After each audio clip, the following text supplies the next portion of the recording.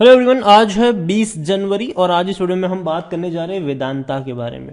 देखिए, 330 रुपए का शेयर है और आज ना ही गिरावट है ना ही तेजी है।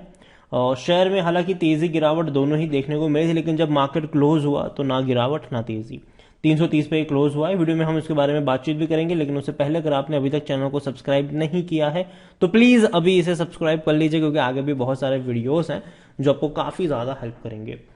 तो वेदांता का शेयर 330 रुपए का है और पिछले एक महीने में अगर हम देखें तो पिछले एक महीने में वेदांता के शेयर में बहुत ही अच्छी तेजी है। तकरीबन 5.5 से 6% का ग्रोथ है। 285 से रफ्तार पकड़ी है इसने, 330 रुपए पर है। और अगर आप चैनल को रेगुलर फॉलो करते हो तो मैंने कई सारे वीडियोस बनाए भी थे। मैंने कहा था कि 300 के नीचे डेफिनेटली खरीदारी के मौके हैं। इवन जब कोविड के वक्त ये आपको 70 रुपए के नीचे मिल रहा था, 100 रुपए के नीचे मिल रहा था, तब भी मैंने कई सारे वीडियोस बनाए थे कि भैया खरीदारी करो, खरीदारी करो, खरीदारी करो, क्योंकि पोटेंशियल है इस कंपनी में।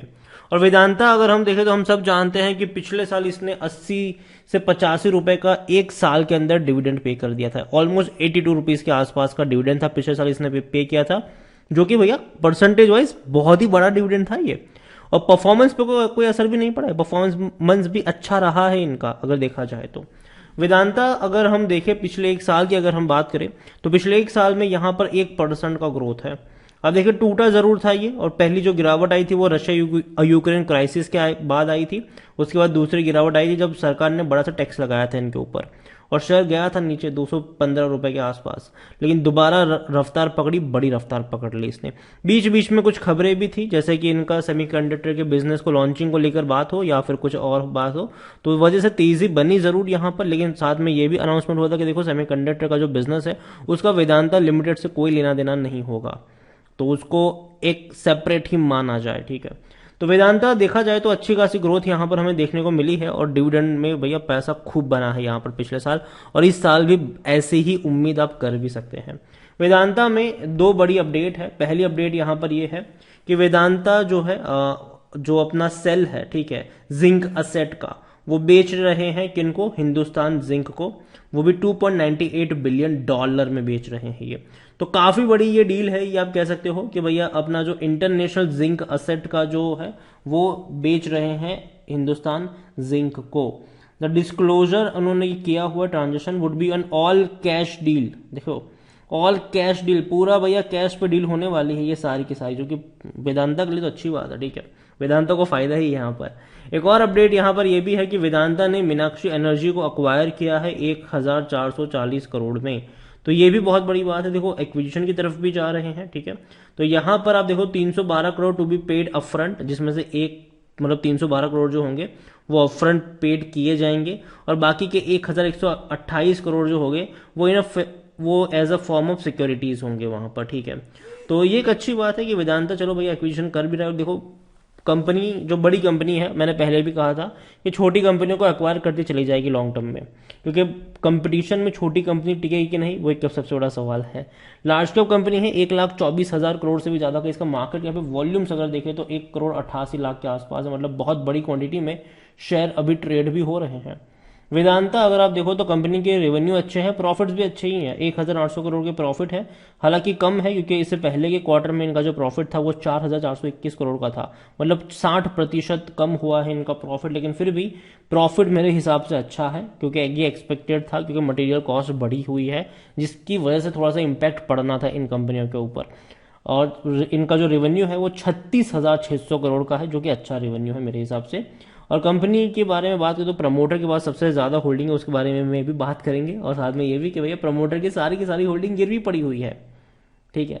अच्छी होल्डिंग है प्रमोटर के पास, लेकिन सबके सब होल्डिंग गिरवी पड़ी हुई है।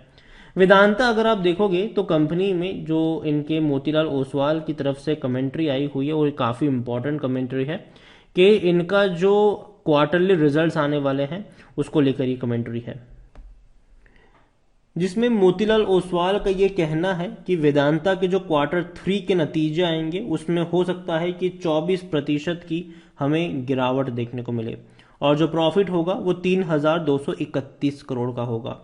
तो अगेन इन्होंने जो कैलकुलेट किया है वो कैलकुलेट किया है पिछले साल के इसी दिसंबर क्वार्टर से, तो उसके मुकाबले 24% की गिरावट मेरे हिसाब से कोई खराब नहीं अगर आती है तो, क्योंकि अगर हम क्वार्टर ऑन क्वार्टर बेस से देखेंगे तो 105 करोड़ का ग्रोथ भी है ये, क्योंकि इससे पहले क्वार्टर में जैसे कि मैंने आपको दिखाया सितंबर में कि 1800 करोड़ का ही इनका प्रॉफिट था। तो अगर प्रॉफिट बढ़ के 3231 करोड़ होता है तो बहुत अच्छी बात है ये, ठीक है। लेकिन एक बुरी खबर यहां पर यह भी है कि इनके जो नेट सेल्स है उसमें बहुत बड़ी गिरावट आप एक्सपेक्ट कर सकते हो। 32,600 करोड़ के ही इनके नेट सेल्स हैं, जो कि सितंबर में 36,000 करोड़ के आसपास के थे, मतलब कि बहुत कम है ये, ठीक है। इवन पिछले साल भी इनका नेट सेल एटलीस्ट 32 करोड़ के आसपास तो था, तो उसके मुकाबले भी देखा जाए तो कम ही है। तो नेट सेल्स इनके कम हो रहे हैं, रेवेन्यू इनके कम हो रहे हैं, लेकिन प्रॉफिट में बढ़ोतरी हुई, मतलब मार्जिन अच्छे इंप्रूव हो रहे हैं इनके। According to Moneycontrol user 5% लोग ही है जो बेचने की बात करें, वरना हर कोई कह रहा है खरीदारी करो, खरीदारी करिए तो बने रहो। इतना ही नहीं, कंपनी में अगर हम देखेंगे तो डिविडेंड की, जैसे कि मैंने बात करी कि भैया पिछले साल 80 रुपए से भी ज्यादा का इसने आपको डिविडेंड पे किया था, 81.50 रुपीज टू बी प्रिसाइज। यहां पर अगर आप देखोगे तो पिछले साल पहले 13 रुपए का पे किया डिविडेंड, फिर 31 रुपए 50 पैसे का पे किया, फिर 19 रुपए 50 पैसे का पे किया, फिर 70 रुपए 50 पैसे का पे, सॉरी 17 रुपए 50 पैसे का पे किया। मतलब 81.50 रुपीज के आसपास का इसने डिविडेंड एक साल के अंदर पे किया है, जो कि बहुत बड़ा डिविडेंड है। अब इनके रिजल्ट्स भी आने वाले हैं, आज 20 तारीख हुई है, 27 जनवरी को नतीजे आने वाले हैं। और जैसे कि मोतीलाल ओसवाल की कमेंट्री है कि शायद अच्छे नतीजे आ सकते हैं, जो रिजल्ट्स की बात हो रही है। अगर मैं प्रॉफिट वाइज देखूं तो मुझे अच्छा लग रहा है, लेकिन अगर मैं रेवेन्यू वाइज देखूं तो मुझे अच्छे तो नहीं लग रहे हैं इनके रिजल्ट जो मोतीलाल ओसवाल प्रिडिक्ट कर रहे हैं। रेवेन्यू देखें तो जो 90,000 करोड़ के रेवेन्यू थे वो पिछले 4 सालों से स्टेटिक रहे, लेकिन 22 में वो सीधे इंक्रीज होकर 1,32,000 करोड़ रहे। और अभी 23 में इनके रेवेन्यू जो है वो हो सकता है कि शायद इतने ही रहे या थोड़े से कम हो, क्योंकि जैसे कि हमने अभी देखा कि 32,000 करोड़ के रेवेन्यू की इनकी एवरेज दिख रही है, और इससे पहले हालांकि 36 करोड़ थे, इससे पहले भी हालांकि 38,000 करोड़ थे। तो देखा जाए तो बढ़ने चाहिए इनके रेवेन्यू, लेकिन ऑलमोस्ट उतने ज़्यादा नहीं बढ़े, क्योंकि दिसंबर के जो एक्सपेक्ट किए जा रहे हैं। अब देखते हैं कि क्या होता है, अभी रिजल्ट्स आए नहीं है, ये बस एक अजम्पशन है।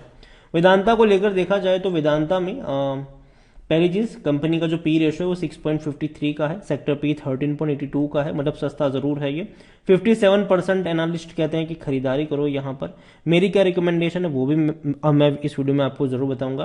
प्रॉफिट की बात की तो अच्छा प्रॉफिट का साइन दिखाई दे रहा है, ग्रोथ भी इनका एवरेज है, वैल्यूएशन भी इनका एवरेज है, खरीदारी करने का सही मौका शेयर ओवरबॉट जोन में नहीं है। शेयर होल्डिंग में देखें तो कंपनी की जो बहुत बड़ी स्ट्रेंथ अभी हमने बात करी, लेकिन एक वीकनेस भी है कि भैया प्रमोटर के पास बहुत बड़ी होल्डिंग है जरूर, लेकिन सारी की सारी होल्डिंग गिरवी पड़ी हुई है। म्यूचुअल फंड के पास कम होल्डिंग है, 0.82% है। बाकी अगर आप देखें तो डोमेस्टिक और एफआई के पास अच्छी खासी होल्डिंग देखने को मिल रही है। रिटेल और अदर की मिलाकर 11.85% की होल्डिंग है। वेदांता ओवरऑल मैं मानता हूँ कि कंपनी बहुत अच्छी है, बहुत अच्छी है। और इवन जब आपको 100 रुपए के नीचे मिल रहा था, कई सारे वीडियोस मैंने बनाए भी थे कि देखो यार खरीदारी करो और भूल जाओ इसको, लॉन्ग टर्म के लिए पोटेंशियल तो है इस कंपनी में, ठीक है।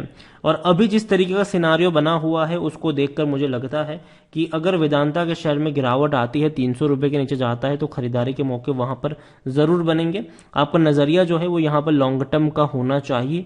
और मेटल कंपनियों में बहुत बड़ी तेजी भी आपको फ्यूचर में देखने को मिल सकती है। बजट में भी क्या कुछ अनाउंस होता है वो भी देखना अहम होगा, क्योंकि उस पर भी बहुत सारी चीजें डिपेंड करती है। तो वेदांता खरीदारी करिए, बने रहिए। फ्रेश बाइंग की जहां तक बात है, 300 रुपए के नीचे या फिर उसके आसपास जाए तो डेफिनेटली खरीदारी के मौके बनेंगे। इसके अलावा कुछ और कंपनीज है, स्टील अथॉरिटी ऑफ इंडिया आज गिरावट दिखाई है। JSW स्टील आज वो 2.5% तक टूटा है, लेकिन सबसे ज्यादा गिरावट आई है हिंदुस्तान जिंक में, तकरीबन 6.5% तक टूट गया है। और अगर आप चाहते हैं कि मैं इनके ऊपर डिटेल वीडियो बनाऊं तो कमेंट में जिस किसी कंपनी के ऊपर आप वीडियो चाहते हैं उसका नाम लिखिए। वीडियो को यहीं पे एंड करूंगा। पसंद आया हो तो लाइक करें, शेयर करें। चैनल पर अगर आप पहली बार हैं तो प्लीज सब्सक्राइब करें। और वेदांता लिमिटेड के बारे में आप क्या सोचते हैं वो भी आप मुझे कमेंट में लिखकर बता सकते हैं। Thank you.